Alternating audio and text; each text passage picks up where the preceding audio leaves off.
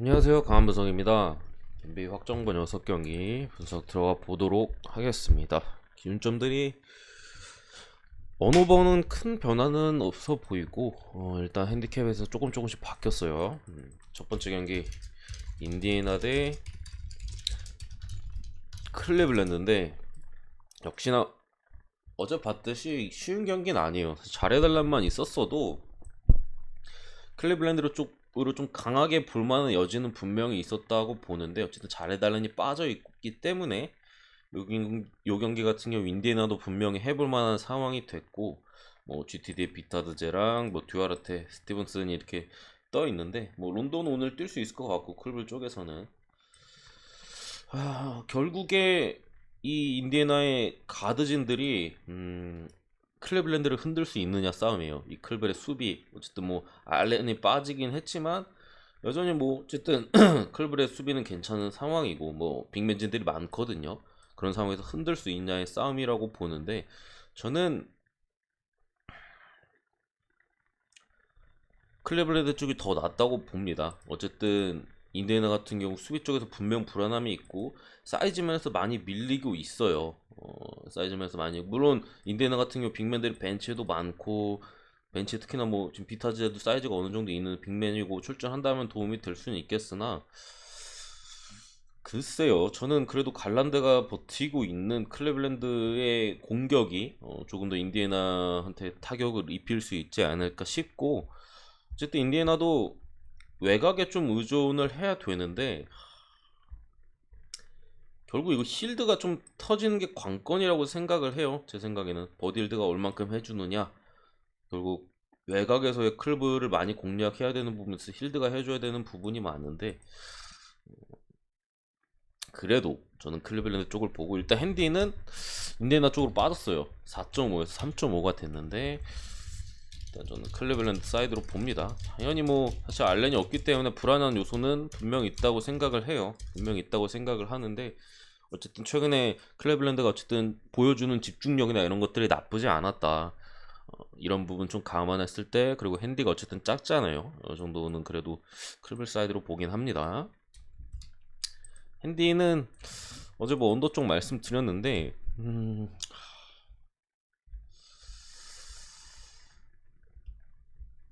패스를 하도록 하겠습니다. 자, 두 번째 경기로 올랜도 대 피닉스.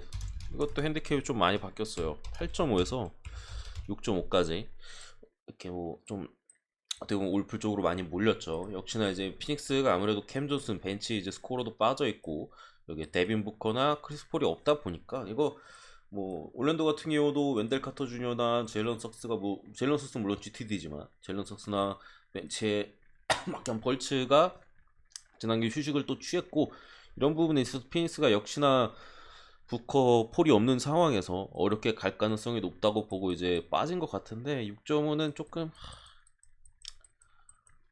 너무 더 어려워졌네요. 8.5도 저는 사실 약간 좀 고민이 됐거든요. 근데 6.5는 저는 이거는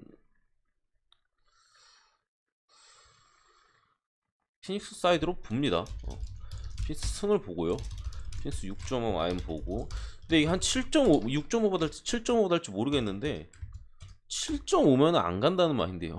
6.5 정도는 그래도 피닉스 쪽으로 찍는 게 맞는 것 같고 확률상. 그리고 언어바가 223.5에서 221.5로 좀 떨어진 부분이 있는데 꼭 오바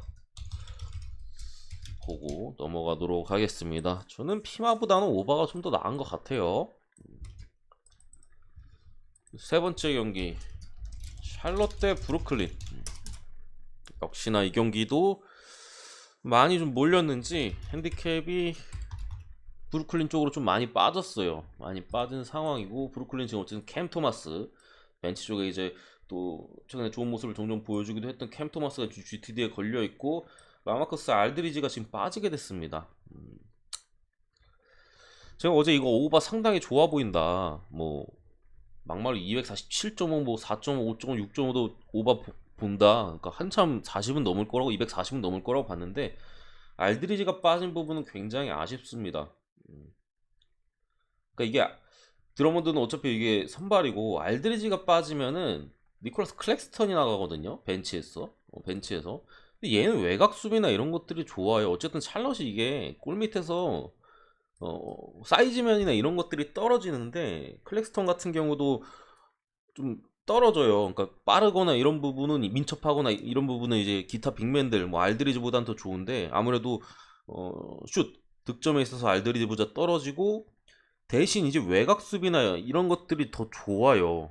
골밑 수비는 물론 알드리지가 느려가지고 뭐 좀 그런 부분이 있다 치더라도 어차피 샬럿이 골밑에서 위력은 그렇게 세지 않거든요. 근데 외곽에서 수비가 좋다 보니까 오히려 이게 오바 쪽을 보는 입장에서 알드리지가 빠진 부분은 분명히 불리하다. 그러니까 알드리지가 득점에 있어서 도와주고 하다 보면 스페이싱 효과도 극대화되고 뭐 여러 또 득점 루트도 많아지고 이런 상황에서 수비에서는 또 이제 공략 대상이 되면서 샬럿이 알드리지를 쉽게 공략하고 이런 그림으로 갔을 때 이게 진짜 더 빵 터져가지고 오바가 그냥 240도 훌쩍 넘겨보는 제가 그런 그림을 생각했었는데 알드리지가 빠짐으로써 약간은 오바 쪽에도 그렇게 막 엄청나게 좋아 보이는 느낌은 사실 좀 사라졌다.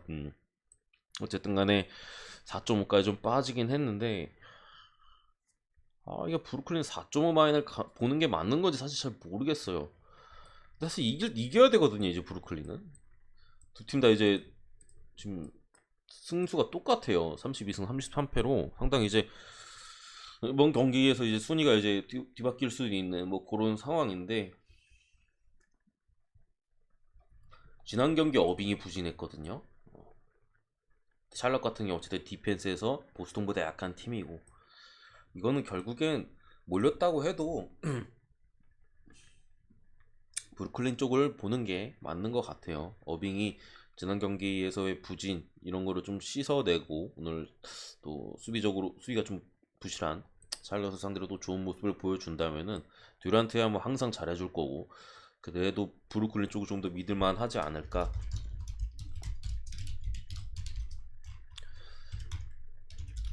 저는 그래도 오바 봅니다. 기준점은 아마 똑같이 유지가 될 것 같거든요. 여전히 오바를 봅니다. 기본적으로 뭐 알드리지가 빠지면서 득점에 있어서 벤치에서 좀 아쉽고 캠 토마스도 어쨌든 지금 또 걸려있는 부분이 있고 여기에 뭐 상대 공격에 있어서 공략 대상이 알드리지가 또 되면서 수비적으로 좀 부진하면서 득점을 좀 올려주는 그게 없어졌다고 해도 결국에는 이거 어쨌든 어빙 드란트 커리 이렇게 뛰면은 샬럿도 상당히 뭐 디펜스가 안 될 가능성이 상당히 높아요 일단.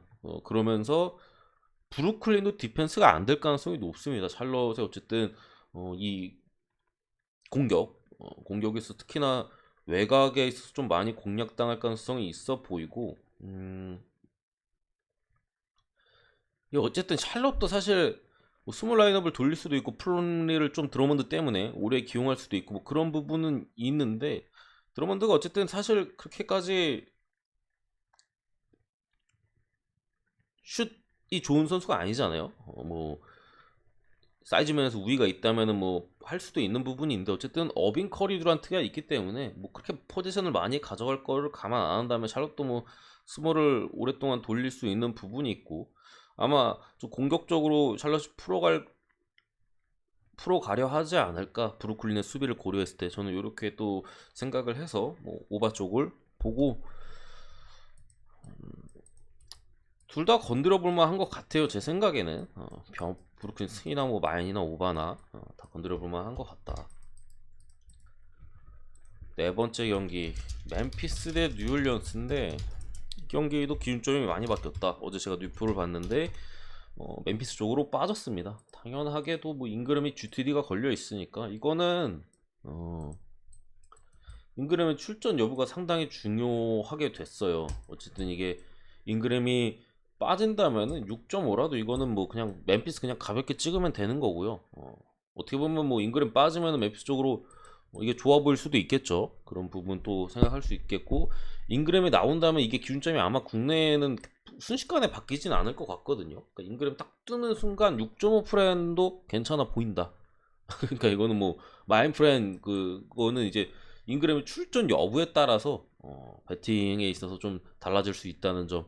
이 정도 생각해 주시고 언오버는 231.5 역시나 언더 그리고 나머지는 이제 잉그램 출전 여부 라인 프렌 이렇게 보도록 하겠습니다. 저는 언더도 괜찮은 것 같아요. 언더도 좀 괜찮은 것 같고, 다섯 번째 경기 오클라호마 대 밀워키인데 어제랑 뭐 특별하게 달라진 부분은 일단 없습니다. 없고, 역시나 저는 오바 쪽을 보고요. 오바를 먼저 보고 그 다음에 이제 오클 프렌 쪽인데 14.5에서 해외는 지금 13.5까지 내려갔는데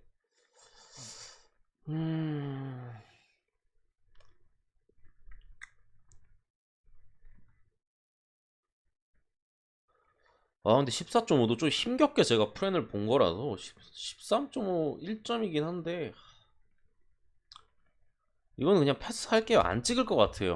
오클 프렌은 제가 뭐 고배당해도 안 갈 것 같아가지고 일단 그래도 굳이 핸디캡으로 이 경기를 건들겠다 하면 저는 프렌 쪽으로 갈 것 같은데 배팅할 만한 그런 거는 좀 떨어진다. 오바만 보고 넘어가도록 하겠습니다. 어쨌든 이렇게 디펜스적인 부분을 감안할 때는 분명히 오클라호마도 적지 않은 득점을 올려줄 가능성이 높다. 그런 상황에서 이제 결국 쿤보나 미들턴, 뭐 주루나 오클라호마를 융당 폭격할 가능성이 높아요. 그런 상황에서 오바의 가능성이 좀 더 높지 않을까 이렇게 생각을 합니다.